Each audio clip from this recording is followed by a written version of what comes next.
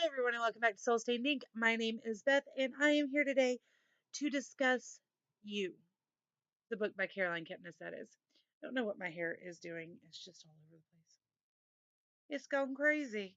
A little bit like the main character in the book You by Caroline Kepnis.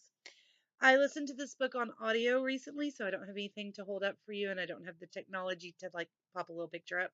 You just have to imagine the big red letters YOU. There you go. If you have not read this book before, I'll give you a quick synopsis. Our main character, Joe, works at a bookshop, and at the beginning of the story, he has a delightful, flirty encounter with a seemingly delightful young woman who comes through his bookshop. He then starts stalking her on social media and insinuates himself into her life because, of course, this must be his new girlfriend. And it just goes on from there. Throughout the book, we discover that this is not the first time that Joe has done something like this, but we think, oh, this could go well for him, even though we see everything through his perspective, and so there are a lot of things he's thinking that we get to think with him that are a little creepy and a little weird. And it just kind of snowballs from there. Now, I don't know about you, but when this book first came out, I saw a lot of hype about it on the booktubes. And I still see every now and again somebody like myself reading it for the first time, or somebody who's rereading it for like the fifth time, talking about how amazing it is. Most of the people I've seen do reviews have given this a 4 or 5 star rating. I give it a 3. Not because it's not well done. I enjoyed it. It was a good read, and this is a different perspective that you do not often see. However, I felt like a lot of the parts in the second half of the story were fairly redundant, and there were a lot of things that happened that you knew were going to happen that kind of needed to happen from his perspective, but that didn't happen kind of in the time frame where it felt like it should have happened, or that didn't happen in a way that felt true to how he would have done things. That felt kind of just thrown in. And then there were a couple of things that happened that I just went, "Oh, that's gross. Why would you do that? What kind of nonsense is this? That doesn't make sense at all." Like, I know he's crazy, but he's still fairly logical individual here, and that doesn't make sense for his character.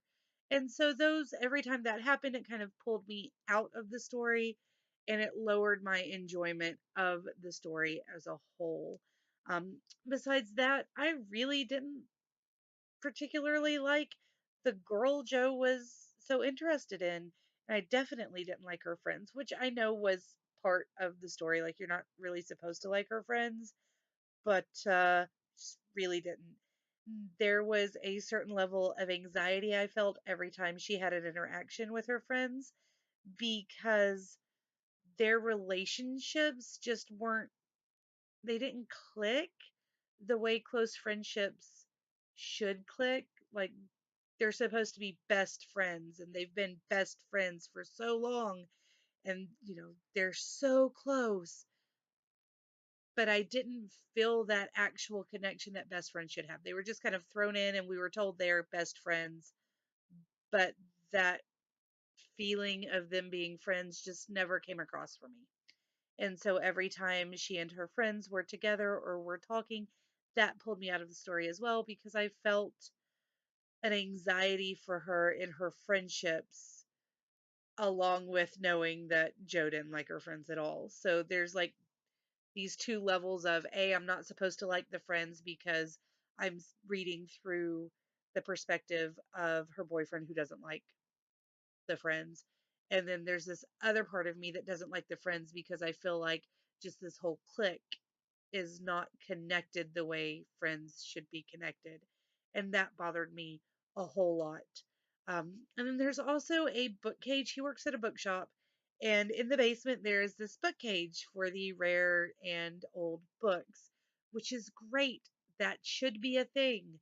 However, the way the cage is set up just bothered me somehow. There's something about this book cage that felt like it wasn't really for the books, even though it was originally set up for the books and it's meant for the books, it's like a chain link cage with a gate and a slot, and like it, it didn't make sense the way it was set up or the way it was read in the audiobook. Maybe, I don't know. Like I said, I listened to the audiobook and didn't read the physical copy, so I could have just missed something.